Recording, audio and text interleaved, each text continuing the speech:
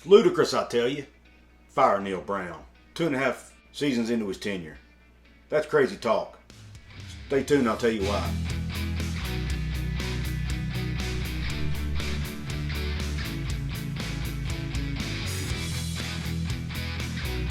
What is up, college football fans and fellow members of Mountaineer Nation? This is Couz, and welcome to another edition of Couz's Corner, your go-to college sports channel with a heavy dose of West Virginia Mountaineers. I got a special guest on my show to let you know why we need to keep Neal Brown around for at least one more year, and that primary reason is his recruiting success. My special guest is Travis Knobbe. Travis is a beat writer for Last Word on College Football who covers West Virginia, has written a lot of interesting articles, very informative articles that go in depth about recruiting and other topics. I'm going to post a link in the description box. A couple of them will be for specific articles, and then including the one referenced in the video. And then I'm going to post a link to just his general page where you can check out all of his stuff, and I encourage you to do that. Once you've had a chance to listen to my interview, let me know in the comment box what you think. And don't forget, guys, subscribe to my channel, please. Give me a thumbs up. And without further ado, my interview with Travis Knobbe. Travis, how you doing? I'm doing well, Justin. How are you? I'm doing well. I appreciate you giving me a little bit of your time. Yeah, happy to help. Awesome.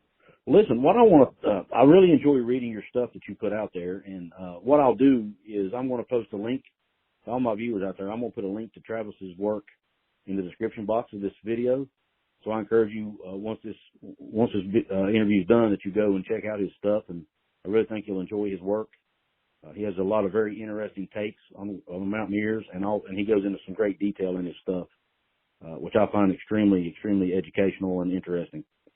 But what I want to focus on in this interview here is West Virginia's recruiting successes. There's a lot of people right now calling for Coach Brown to be fired. And I understand the frustration. I'm frustrated as well as a Mountaineer fan. I think we all are. But I think it's a little premature for that kind of talk. And the reason is the recruiting successes he's having right now. And Travis did an article on this a couple months back, and I want Travis to kind of go into some, kind of give us a little bit of that information that was in his article about Coach Brown's recruiting successes and why I think the future of the program is in good hands from a recruiting perspective. Travis, do you care to elaborate on that a little bit, please? Yeah, no, Justin, I think one of the first places to start is always with, the rivalry, now dead, but the rivalry with Penn State. It's going to be revived in a few years, of course, but, Don Nehlen was asked, when are we going to start beating Penn State? And, Joe Paterno asked the same question, and they both basically said the same thing. When West Virginia starts recruiting better players than we do. So recruiting, lifeblood of the program. And unfortunately, it takes more than a year to see the maturation of those players. And Coach Brown has now had, he's had the first class that he inherited from Dana that he kept together. And he's had 2 recruiting classes since that are all his. And now he's got this recruiting class that's his first sort of uninterrupted non-COVID cycle of recruits. And so far he's tearing it up. Awesome. Yeah, the last I saw, we had the 2022 class coming in was in a top 25. Is that correct? Yeah. Right now on Rivals, in fact, it's ranked 22nd in the nation, which is, if it finishes there or anywhere, within 1 or 2 spots, it's going to end up being the best class that West Virginia has ever had in the modern era of recruiting, and that starts about 2001 when they started tracking this stuff in detail. Right. Okay. Now, how many 4-star recruits, Travis, are in this class? Well, there's 5 that there's near universal agreement on, and then there's a 6 that has an ESPN designation as a 4-star. That's Jarrell Williams out of Alabama. I think he's probably a little bit under the radar with the other services, but he could be a pretty good wide receiver. He's turned it on as of late. I don't know how much you follow any of the high school statistics for our commits, but he's had a couple of really big games lately. So I really like him. But in total, you count him, we've got 6. Awesome. Good deal. Now, now I don't think we have any 5-stars to my knowledge, do we? Is there anybody that's listed as a 5-star at this point in time? No, not yet. And most of these players, we have, another thing that's pretty big about this class, Justin, that a lot of people sort of overlook is that, there's the 4-star designation, then there's like the top 300 guys in every class. And, it sounds like a lot. Why are we looking at the top 300, But you think about it, there's 20,000 kids in each recruiting class that are going to get Division I scholarships somewhere. So the top 300 is a pretty small percentage of that group. Absolutely. And we've got several top 300 recruits. The biggest one, and the only one who could really even at this point flirt with a 5-star status is Nico. And I know everybody knows Nico. His last name is Marchio. And by now everybody knows him, and everybody's jokingly said at some point this season, "Hey, can we get Nico to suit up now?" Right. Yeah. Oh, yeah. But yeah, he's coming, and he's a top 300 recruit on 2 different services. So really excited to see what he can do in Morgantown. Absolutely. Yeah, and I think the one concern that most fans have, as do I now that the season seems to be going into in the wrong direction, is will it affect any of these guys coming? Will any of them change their mind? I don't think it will. But it's always a possibility. Yeah, it's always a risk. Recruiting and predictions on recruiting and things like that. It's a very inexact science, probably more of an art. And it's the art of understanding what 17 and 18-year-olds are going to do, which is, it's somewhat hopeless to predict at times. But that being said, I mean, think about Neal Brown. He's in his third year, right? And his first year, 5-7. His second year, COVID shortened, 6-4. Nothing very exciting about his game yet.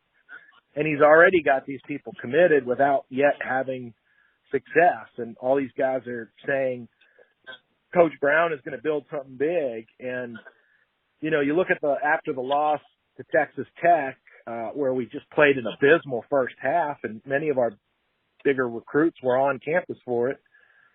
They said, look, it was a tough first half, but I like the way that we fought and came back. And, I promise you we're going to help fix these issues next year. So you got guys coming in who so far they look like they want to play here, and they look like they want to contribute, and they look like they've bought in Coach Brown and his ability to turn this program around. So you always are going to see 1 or 2 guys drop out, but, I don't think it's going to be the big names. Right. Yeah, from what I can tell on Nico, he's pretty dedicated. He's pretty bought in and pretty. Heck, I think he's even been out trying to pull other recruits with him to come to West Virginia. So he seems like he's in love with the place. Absolutely. His parents too, and Nico's kind of what you want in a quarterback commit, right? Because he's playing that recruiting role too. Garrett Green did that really well when he was being recruited. I don't know how many he convinced. I think Nico actually has convinced a couple of people to come with him. So that's what you like to see in a leader, right? Absolutely. Yep. That's the number one sign, right? Being a leader of men. And if guys are willing to follow him and have that much faith in him to make that big of a decision, then you would like to think they're going to give it their all for him on the football field as well. Yeah, no doubt. And so that's good stuff. Somebody I really like in this class, he might, other than Nico, and Nico really gets, favored because of the centrality of the quarterback position. Someone I really like is Justin Williams, out of East Paulding, Georgia. He's the running back, the 4-star commit we have. And, I've watched his video probably, 10 or 15 times. three dozen times by now, a couple dozen when I'm doing the write up for when Justin Williams commits and, trying to write what I see. But this guy is just really deceptive in the way that he runs. It's just he's sort of he looks like a straight line runner most of the time.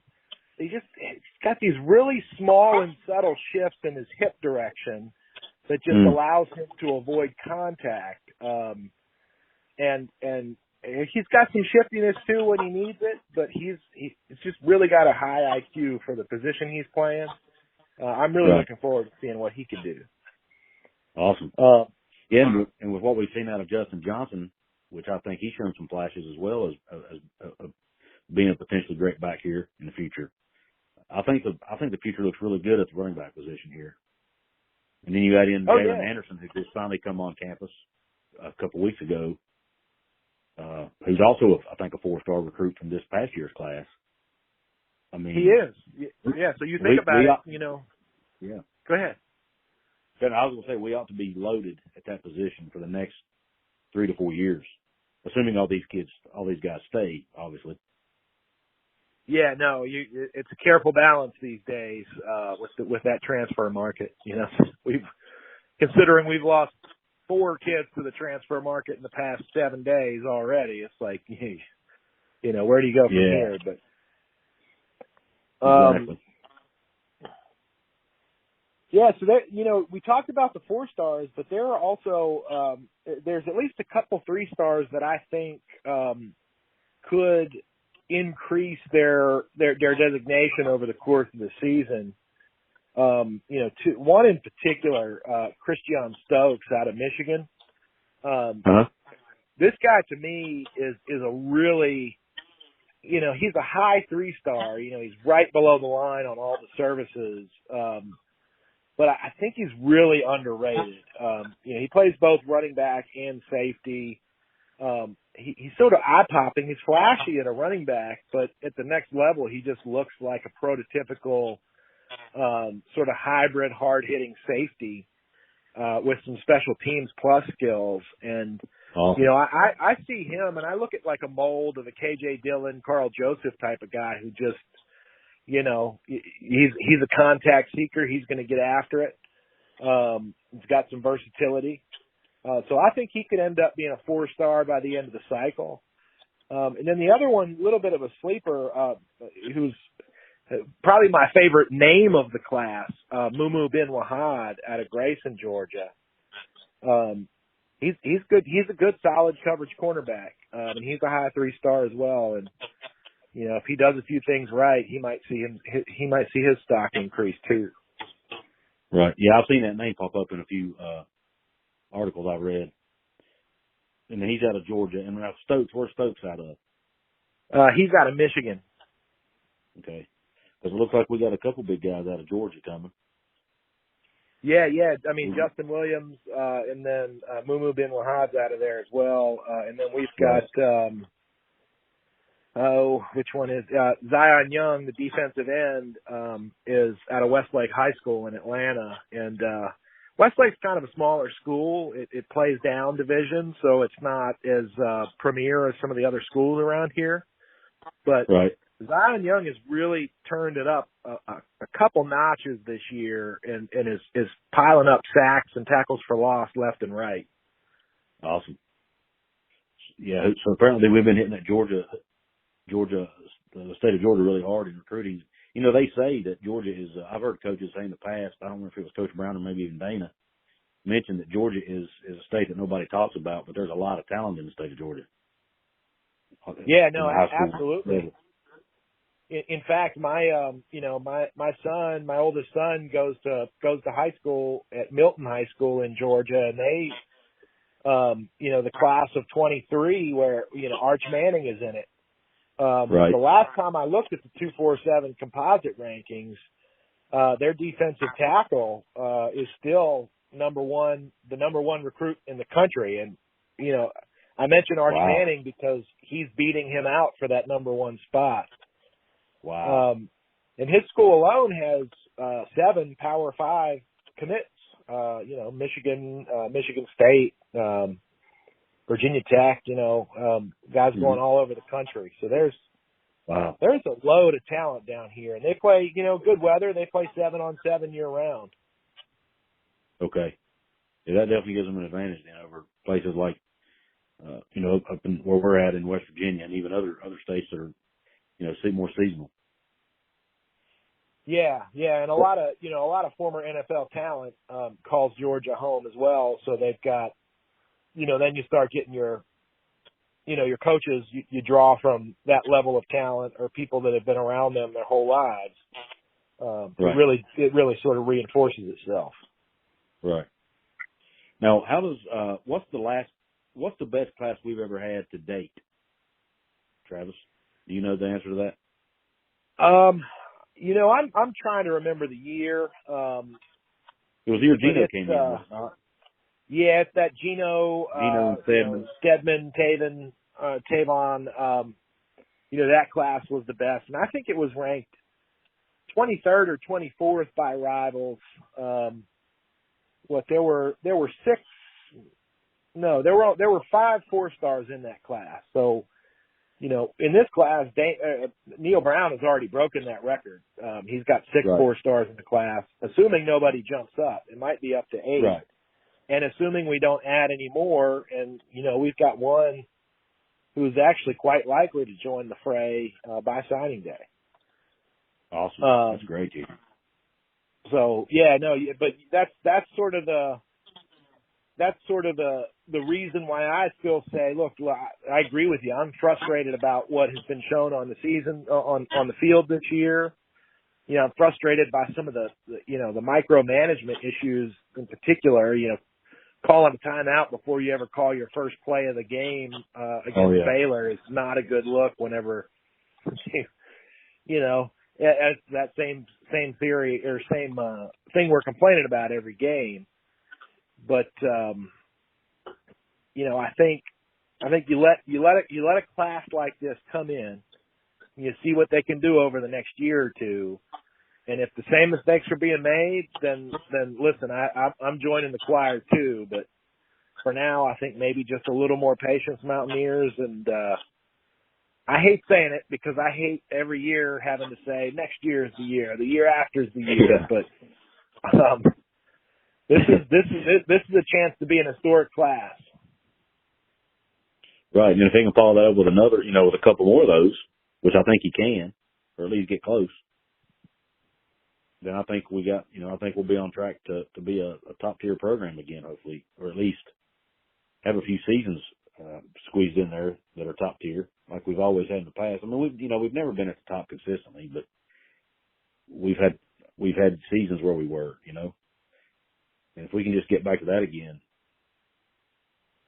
the good old days, as they would say, where we're at least good, where we at least have winning records every year and are, at least have 1 or 2 years in a cycle where we're competing for a conference championship.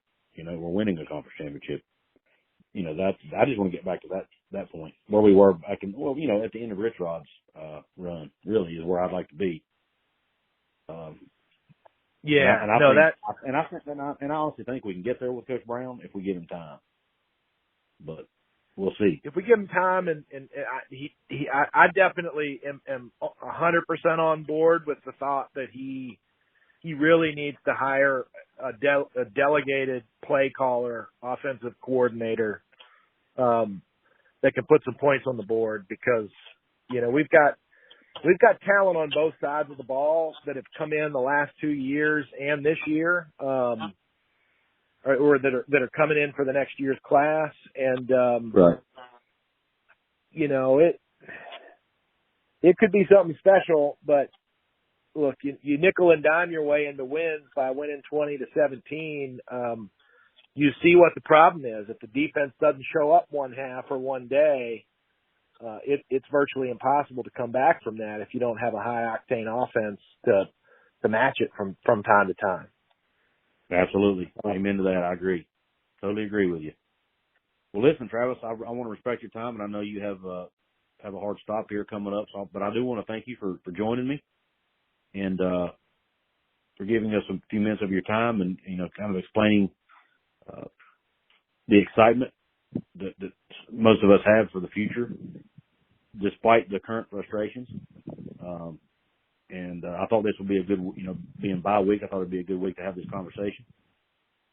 So, yeah, well, I appreciate you having me on here, and I thank you for the nice words about the articles that I write. I do try to be, that's the way I try to distinguish myself, is by being detail oriented. Like every writer, sometimes I'm wrong. So far this season, I have been wrong. I thought that, for example, I thought that the offensive line would be the most improved position group of the team this year because of some of the stockpile of talent they've had, and right. I was wrong on that, but at least I'm going to give you good reasons for why I think things. Well, you and me both. I think I put this today in one of my earlier videos, that I thought that would be, when I was breaking down the offense preseason, I thought the offensive line would be our strength. Because I remember that. Even though they're young, they've all got games under their belt. So now I thought, a season's worth of games under their belt, with the exception, obviously, of the freshmen. And I guess one season just isn't enough at this level. They need more. That's kind of how Coach Brown's, based on what his comments in his press conferences, they just need more reps. He said that position needs reps more than anyone on the field, and they just don't have it yet. Historically, he is, maybe to assuage some concerns, he is not wrong about that. I mean, ideal world, you've got 5 or 6 people in the offensive line room who have tallied up at least 1,700 snaps, which is the equivalent of 2.5 seasons basically. Okay. It's a room that requires a lot of repetition in order to build the toughness needed to, because like our defensive linemen, right? Other teams' defensive linemen, they want to eat more than anybody else on the field. Right. And then disguise coverage and disguise blitzes, it's a whole different game in college. Absolutely. Yep. But I do hope that our patience is rewarded. And if I'm wrong a couple of years from now, I'll say I was wrong. I have no shame in admitting that. Amen. Same here. I'm on board with you 100%. I think next year, if we don't win at least 8 games or 7 and look decent in the losses, or at least see some improvement, then I think maybe we do go a different direction. But I just don't think we can. Recruiting does matter, and I think we got to give them a chance to prove that. Yep, I agree. Well, I appreciate it, and I will. Hopefully, I'll talk to you soon. Thanks, Travis. Have a good one. Take care. Bye. Bye. I hope everyone enjoyed my interview with Travis. Please go check out his stuff. If you haven't, please subscribe to Couz's Corner. Please give me the thumbs up if you liked that interview. Thanks for tuning in. Until next time.